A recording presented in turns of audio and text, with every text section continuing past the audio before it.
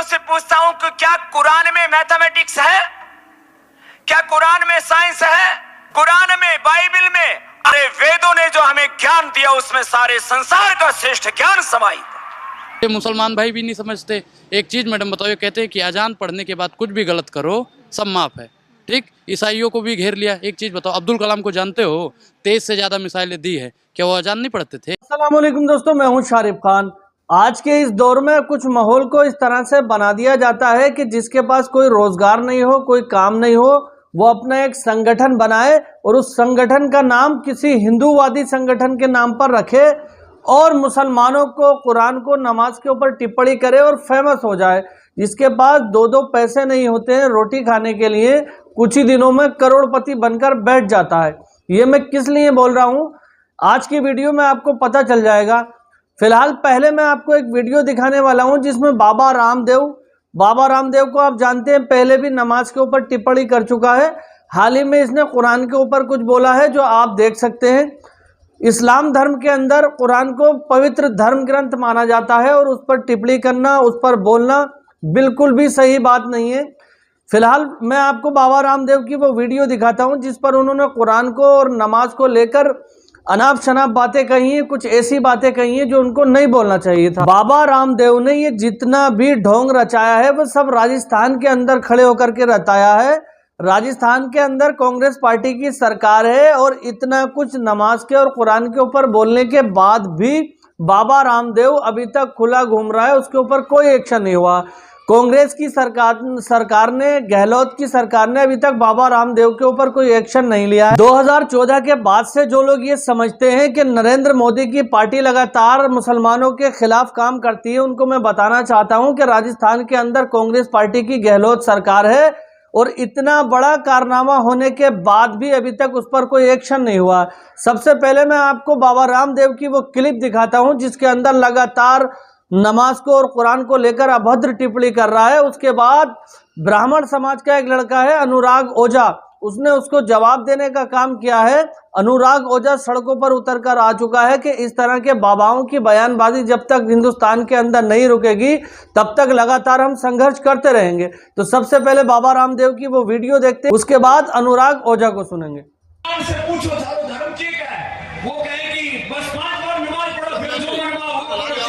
छोरियों को उठा के लाओ, जो भी पाप करने करो, वो इस्लाम का मतलब नमाज समझते हैं। घने पाप करते हैं हमारे मुल्क से मुस्लिम भाई। मैं कुरान और बाइबल वालों से पूछता हूं कि क्या कुरान में मैथमेटिक्स है? क्या कुरान में साइंस है? क्या कुरान के अंदर एग्रीकल्चर साइंस है, कृषि विज्ञान है? क्या उसके अंदर स्वास्थ्य विज्ञान है? उसके अंदर मेडिकल साइंस है? कुरान में, बाइबल में आपको अच्छी बातें मिलेंगी, अच्छा जीवन जियो, अच्छा व्यवहार करो, आपस में प्यार करो, लेकिन कुरान में, पुराण में आपको मेडिकल साइंस नहीं मिलेगी, पॉलिटिकल साइंस नहीं मिलेगी, मैथमेटिक्स, फिजिक्स, केमिस्ट्री नहीं मिलेगी। हमारे वेदों ने जो हमें ज्ञान दिया उसमें सारे संसार का श्रेष्ठ ज्ञान समाहित है। उजूल फजूल बयान दिया करता है। ये तो लाला रामदेव है इनका नाम। आप रामदेव गलत नाम ले रहे हो, पहले आप नाम सही लीजिए। इनका नाम है, पहले ये योग गुरु हुआ करते थे। उनका दूसरा धंधा जब चौपट हो गया तब इन्होंने अपना खाने पीने का और क्रीम पाउडर बेचना शुरू कर दिया, इसलिए हो गए लाला रामदेव। अभी ये कुछ दिन बाद हरामदेव बन जाएंगे क्योंकि जितने भी उटपटांग काम है सब रामदेव ही कर रहे हैं। 35 रुपए कुछ दिन पहले पेट्रोल दे रहे थे, पेट्रोल महंगा हो रहा है तो साइकिल से चले हैं रामदेव जी। आप बताइए, साइकिलिया बनाया पतंजलि का? नहीं बना। ये सिर्फ और सिर्फ मुस्लिम विरोध कर रहे हैं मैडम। शुरू से भारतीय जनता पार्टी की इन्होंने सदस्यता ले रखी है ऑफिशियल रूप से, ये हम लोगों को पता नहीं चलता और ये मुसलमान भाई भी नहीं समझते। एक चीज़ मैडम बताओ, ये कहते हैं कि अजान पढ़ने के बाद कुछ भी गलत करो सब माफ़ है, ठीक। ईसाइयों को भी घेर लिया। एक चीज़ बताओ, अब्दुल कलाम को जानते हो? 23 से ज़्यादा मिसाइलें दी है, क्या वो अजान नहीं पढ़ते थे?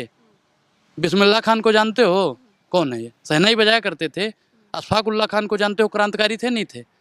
मैडम ये सिर्फ और सिर्फ मुस्लिम विरोधी लोग हैं, ये उन लोगों को नहीं बताएंगे। और एक आध लोग, मैं क्या कह रहा हूँ कि एक लोग मुस्लिम में गलत हो सकते हैं, उसके लिए पूरे धर्म को बदनाम करना यह गलत बात है। बिल्कुल वो मैडम उन्होंने गलत किया है, मैं तो कह रहा हूँ उनको माफ़ी मांगनी चाहिए। और राजस्थान प्रशासन की भी गलती है, कांग्रेस सरकार की भी वहाँ पे गलती है कि उन पर सख्त से सख्त कार्रवाई नहीं किया। आज भी वो खुला सांड की तरह घूम रहा है। मैडम उन पे तो कार्रवाई होनी चाहिए ना। और आज भी प्रशासन वहाँ पे हाथ रख के बैठी है। सरकार ने आंख बंद कर लिया है। मैडम हिंदू मुसलमान हिंदू मुसलमान हिंदू मुसलमान हिंदू मुसलमान, जिस रामदेव को शिक्षा की बात करनी थी, स्वास्थ्य की बात करनी थी, महिला की बात करनी थी, रोजगार की बात करनी थी, वो मुसलमान की बात करता है। अरे तुम्हारा धंधा चौपट हो गया तो बताइए, पतंजलि का शिलाजीत खरीद दिया, सुगंधा खरीदिए, सफेद मूसली खरीदिए, कोच के बीज खरीदिए, ये बोलिए ना मुसलमानों को काहे टारगेट कर रहे हो। मैं मानता हूँ मैं सनातनी हूँ मैडम, सनातनी होगे? मैं सनातनी हूँ, मेरा सनातन अच्छा है, मैं गर्व से कहता हूँ, लेकिन मैं इस्लाम को गलत कहने वाला कोई नहीं हूँ। ये अधिकार मुझे किसने दे दिया कि मैं इस्लाम को गलत बोल दूं? ये अधिकार रामदेव को किसने दिया है?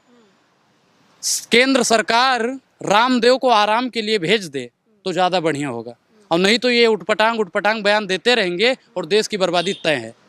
अरे वो कह रहे हैं कि जो मुसलमान है वो नमाज पढ़ता है, नमाज पढ़ के वो आतंक फैलाता है। अरे आतंक फैलाता है, इन्होंने उनके अब्दुल कलाम जी के बारे में कहीं नहीं बताया, 23 से ज्यादा मिसाइलें दी, उनके बारे में नहीं बताएंगे। ये 2-4 बंदों का नाम ले लेंगे, हाँ जी इसने आतंकवाद फैला दिया। किस ग्रंथ में लिखा हुआ है कि आतंकवाद फैलाया जाता है पढ़ने के बाद? भैया हम मानस प्रेमी हैं, कोई इस्लाम प्रेमी है, कोई ईसाई प्रेमी है, कोई सिख प्रेमी है, किस ग्रंथ में लिखा है बताइए आप लोग? किस ग्रंथ में लिखा हुआ है कि आतंकवाद मैडम देश के किसी भी डिक्शनरी में लिखा ही नहीं है, बताओ। अभी जब नुपुर शर्मा का मामला सामने आया, जुम्मे की नमाज के बाद लोग इकट्ठा हुए और उन्होंने कहा कि सरतन से जुदा, गुस्ताख रसूल की एक सजा सरतन से जुदा, आप समर्थन करेंगे? नहीं देखो, मैं क्या कह रहा हूँ कि मैं दंगाइयों की किसी भी बातों पे विश्वास नहीं करता, ना ही मैं उनका समर्थन करता हूँ। मैं गलत का विरोध सीना ठोक के करता हूँ, क्योंकि मैं सनातनी हूँ। सनातनी का अर्थ होता है सत्य का रास्ता बताना। क्या लग रहा है रामदेव क्या चाहते हैं? बिल्कुल नमाज गलत बंद कराना चाहते हैं? बिल्कुल वही चाहते होंगे वो, जब वो कह रहे हैं नमाज के बाद। अरे भैया हम एक चीज बताओ, हम गलती करते हैं और भगवान के सामने जाते हैं, मानस भी कहता है कि सन्मुख होय जीव मोय जबहि जन्म कोटि अज्ञासे तबहि। जब हम भगवान के सामने जाते हैं और कहते हैं प्रभु गलती हो गई, भगवान हमारा क्षमा माफ कर देंगे, हमको गलतियां हमारी माफ करेंगे।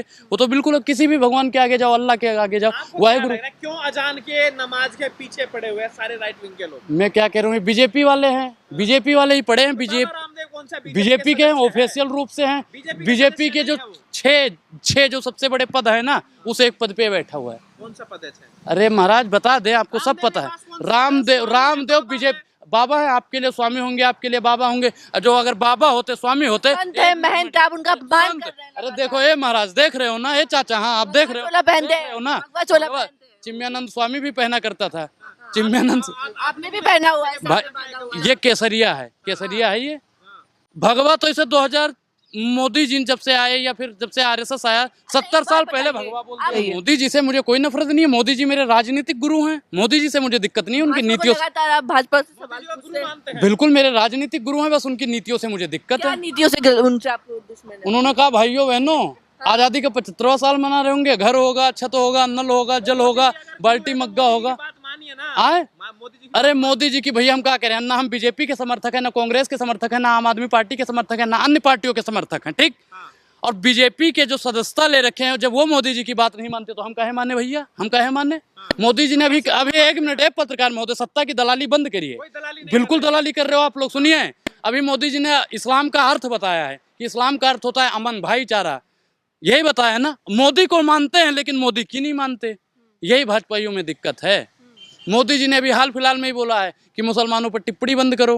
मैडम अंदर पता नहीं कौन सी मीटिंग हो जाती है, मुंह फाड़ देते हैं यहाँ के, मुसलमानों का ये करेंगे, मुसलमानों को पता नहीं क्या है। मैडम इस देश में मुसलमान होना बहुत बड़ी बात है। आज दिन उनको कौन सा हो गया, हिंदुओं का रामचरितमानस का अपमान हो रहा है। मैं क्या कह रहा हूँ कि रामचरित जा रहा है, फाड़ दे रहे हैं, जला रहे हैं, वो गलत है। किसी भी धर्म ग्रंथ को जलाना क्यों नहीं बोलते? गर्व से कहता हूँ मैं सनातनी हूँ, मैं हिंदू हूँ। नहीं हो जाता है, करना पड़ता है बोलने। हनुमान जी तो नहीं हूँ ना कि सीना फाड़ के दिखा दूंगा, देख लो। ये गलत बयान है और रामदेव को माफी मांगनी चाहिए। सोनू निगम जैसे कई लोगों को दिक्कत होती है अजान से।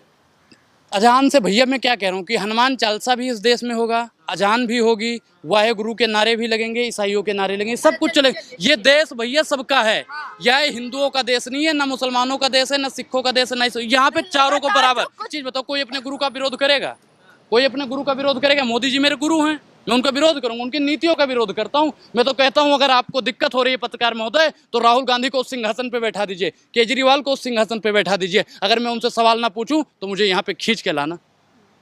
राहुल गांधी प्रधानमंत्री नहीं, राहुल गांधी भी प्रधानमंत्री बने। मैं क्या कह रहा हूँ कि 543 सांसद हैं, मोदी जी को हटा दो, किसी को भी बना दो, मोदी जी को हटा दो, क्योंकि भैया बिल्कुल झूठ, गुरु है आपके, उनको हाँ, बिल्कुल मेरे गुरु का हटाना शोषण हो चाहते हैं रहा है, आप? मेरे गुरु का शोषण हो रहा है, इसलिए मोदी का कौन शोषण कर सकता है? आप जैसे पत्रकार गोदी सेठ, मैं बता रहा हूँ ना, बात नहीं सुनो। रवीश कुमार की भाषा मत बोलिए। अच्छा, आप दिमाग लगाइए अपना बीजेपी, ये बीजेपी की भाषा बोल बीजेपी के सकते आप हैं, और रवीश हमने कुमार गोदी जी सेठ अगर बोल बोलेंगे दिया। तो वो बोल सकते हैं, आप कौन होते बोलने वाले? रवीश कुमार जी भारत के हैं और हम का विदेश से हैं, हम उनकी विदेश भाषा बोल रहे हैं ना, अपना कुछ बोलिए। आप भारतीय जनता पार्टी की भाषा बोल सकते हैं। मैं भारतीय जनता पार्टी की भाषा क्यों बोलूंगी? बिल्कुल बोलूंगी मैं। अरे मैडम, जनता है, सब जानती है कौन किसकी भाषा बोल रहा है, जी, सबको पता आपको है। ये जो टोपा पहन के बोलते हैं, टोपा, अरे देखो संवैधानिक लैंग्वेज में बात कीजिए मैडम, आप पत्रकार हो। उम्मीद करता हूं दोस्तों ये वीडियो देखकर आपको काफी कुछ जानने को मिला होगा। जिस तरह से बाबा रामदेव ने कुरान को लेकर और नमाज को लेकर अभद्र टिप्पणी की थी,